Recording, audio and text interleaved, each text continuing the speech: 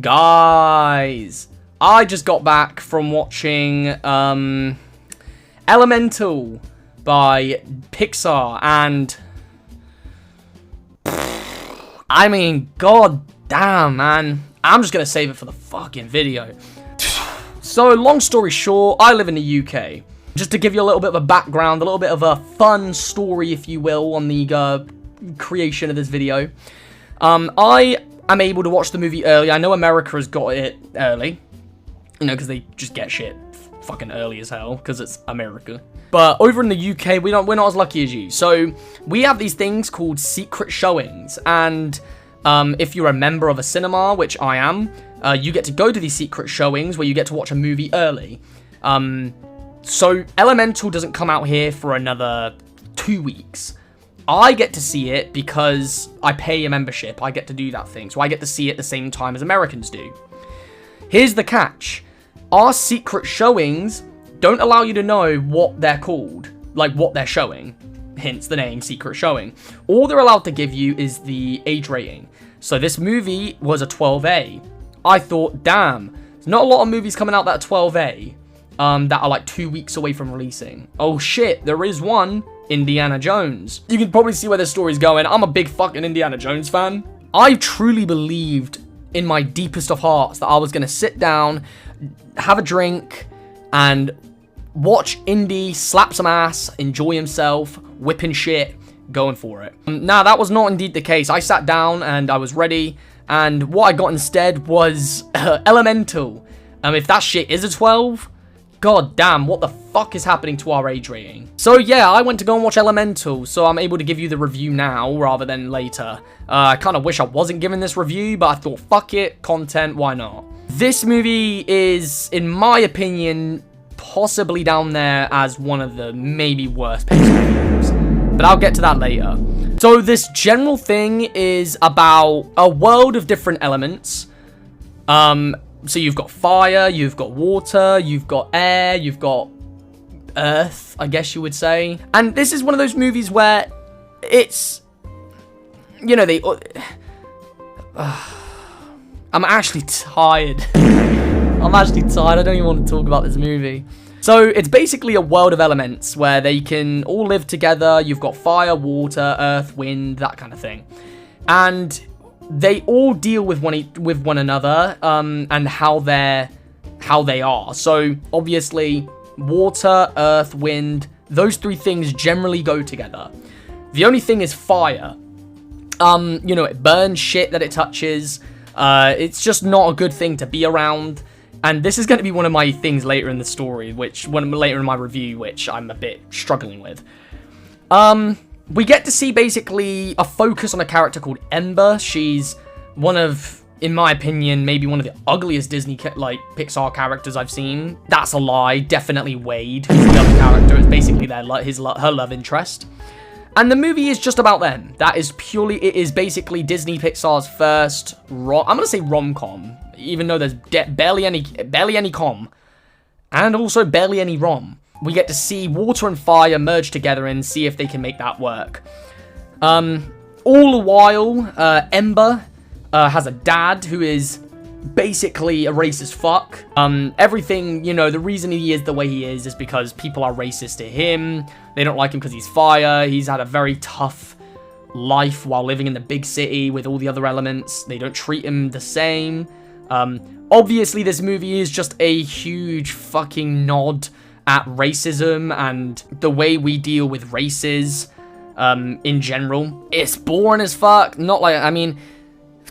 It's one of those things where it annoys me because we have seen this story played out not only before, but with Pixar. I mean, if you remember Zootopia, I know that isn't Pixar, but it's Disney. That movie is there. They are hand in hand together on Disney+. Zootopia literally did this in a better way. In a more fun way, too. You could even say Toy Story 4 with the whole love story, with Woody and Bo Peep not meaning to be together. Bo Peep's in the mindset of, no, we can. Woody's in the mindset of, no, I can't. So it's not that. I think that's what annoys me, is that this story has been done. And I feel like Pixar are running out of ideas and originality that kind of made them who they are. Yeah, you can say that, oh, but it's visually looks nice, and oh, you've got these fire and water and the way they blend, and it's not just a love story. Well, it is. I mean, it really is though, isn't it? It's just a more complicated love story, if anything, because it doesn't really make a lot of sense. Considering these characters are meant to be in love, barely any love is shown. I mean, it shows them being in love, but it doesn't show any build-up. I mean, we literally get them to meet. Wade goes to Ember's because she works at a shop with her dad, and he's owned it ever since he's moved to the city. And he inspects it. It's ridiculous. Says that it's not up to code. Brings it basically to where he works to let them know. And she's all the while running after him saying, no, it does work, trust me. And then he doesn't listen to any of it. You know, he doesn't give a fuck. He's like, sorry, sorry. And oh, he has one of the most annoying voices I think I've ever heard in any movie. I hate his voice. I don't know who the actor is. I'm sorry, nothing against you, buddy. But damn, bro, you sound like a fucking... You sound like a shitty dub out of an anime. Bro sounds like fucking... My Hero Academia, bro. Sounds like a My Hero Academia dub. And he doesn't listen to anything she's saying until she says, oh, if you do this, my dad's gonna be really upset. And then, like, that for some reason makes him question his decision. I don't know. It's fucking stupid. It doesn't make any sense.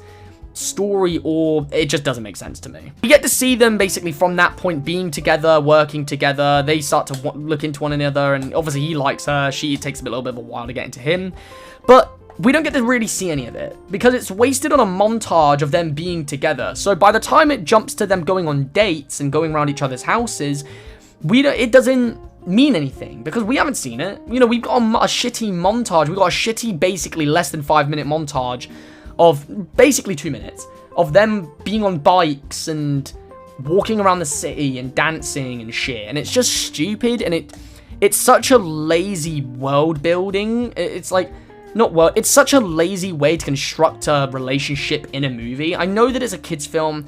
I know I'm gonna get people hating me in the comments, but at the end of the day, the way I've always looked at films is that it doesn't matter if it's a kids film, doesn't matter if it's an adult film, doesn't matter if it's an action film, doesn't matter if it's a horror film. If you can't be bothered to write a semi-decent story or with semi-decent writing, what you doing? I mean, you're probably in the wrong fucking biz. So it's just wasted, and that just annoys me because I feel like there are certain scenes in the movie that are done so well. There's a part basically where they hold hands for the first time, and it confuses me, and it is a cute scene even though there is stupid shit to go with it. But basically they hold hands and they go, oh, I don't know if we should be doing this. What if I hurt you? What if you hurt me? And they do it and it works. And it's kind of a sweet scene where the whole movie they've not been able to touch and they finally get to hold hands and then they just kind of embrace each other. Fucking, it's a nice shot. It's nice. It tugs the heartstrings. It's nice. But it ruins itself by rushing. You know, the plot is rushed because about 2 minutes after this scene that I just described, she runs off in an argument. I can't even remember how it ends up, but she mentions how she needs to get back. He says, oh, you know, you need to do what you want to do. And she basically flips out from this shit and runs away, says that she never wants to see him again, she says that she hates him, gets on a train, fucks off. You just were, like, in love with the dude 2 seconds ago. I know you're trying to, it didn't work. You could have made that scene work if you were to do that one shot, just a whole scene before, and then have that scene happen later. But it just didn't work because it's literally bouncing off each other like 2 minutes apart.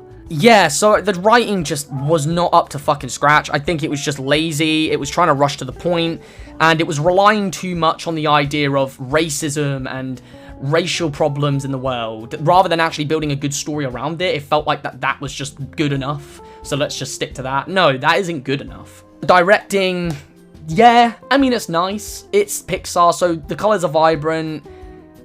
This is probably, in my opinion, one of the uglier choices to make a movie for Pixar. It's definitely one of their uglier films. Character-wise, I'm not going to necessarily say world-wise, but the characters in this movie just... I don't know what it is about those cloud characters. I just fucking hate them. They're just so ugly looking. Even Wade, man, I hate his character design. Ember as well.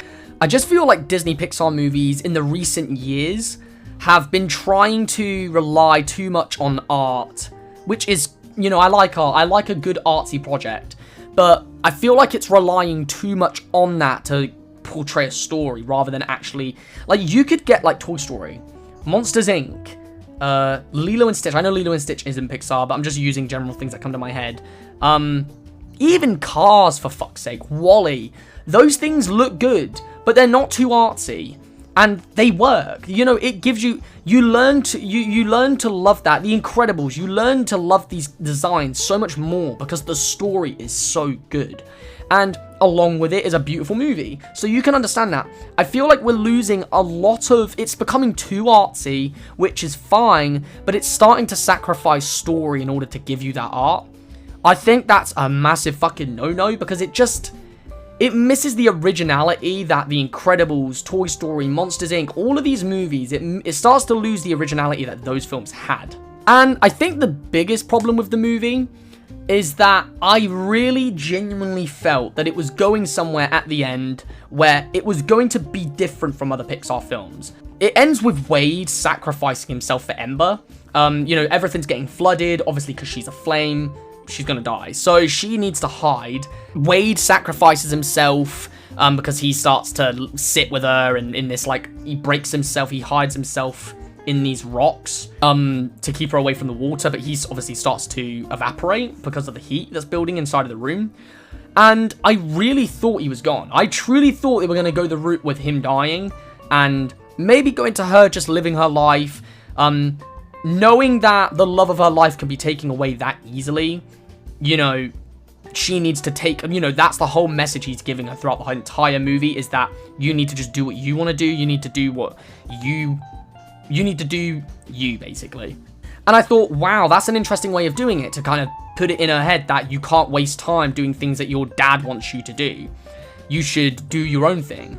But then he comes back. Literally about 5 minutes later, it gives you, not even that, about 3 minutes later, gives you a shot of him coming back to life.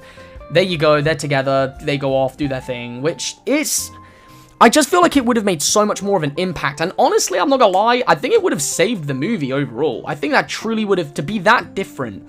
Yeah, it's a kid's movie, but you've already committed to having him off, and not only that, you can create a good ending from it. You can create an ending that has some sort of meaning to it. I feel like that ending is a lot more lackluster now that you've brought him back to life, because now it just doesn't mean much. He's back, so they've got together, everyone's got what they want. No, like, if he was to be gone, he was happy with going too, because he loved her so much. He was happy that as long as he saved her. That's such a beautiful thing to have in a movie, and that's the thing, that was my biggest problem with this movie. It had a lot of little elements which I knew had heart involved, and I knew was, wow, like, that's nice, that's a good way of doing it. And then it just completely fucking reverses and just doesn't want to commit to that full thing. I think, like, overall, this movie is fucking boring. If you had to ask me if I think it's worth a watch, I'd say anything's worth a watch, so go for it if you want. But for me, I thought it was a boring movie. Had a lot of elements in place to kind of create something good, and I just don't think they achieved it. I think they were relying too much on interracial problems with the world, trying to be too, yeah, you know about these things, this is real, but we're putting it in a Pixar film. I think they were relying too much on that rather than actually trying to give you a good story with good characters, with good moments, and giving you a good ending. And I think that overall kind of ruins the film. This is the one movie that I believe in a while I truly have, I've now seen it, my third eye has fucking opened, that Pixar have lost their touch. Pixar just isn't the same anymore. I'm sorry if you believe it still is. Time to break the fucking barrier. It's, you know, you gotta look past, open that third eye of yours. If I have to give this movie a rating, I'm gonna give this movie a, fuck man, I'm gonna give this movie, if I'm trying to be generous, I'm gonna give this movie 4 annoying fucking Wades out of 10 annoying fucking Embers. Dude, I hate Wade so much. Dude, I've never seen a character in anything that I've wanted to punch so fucking hard.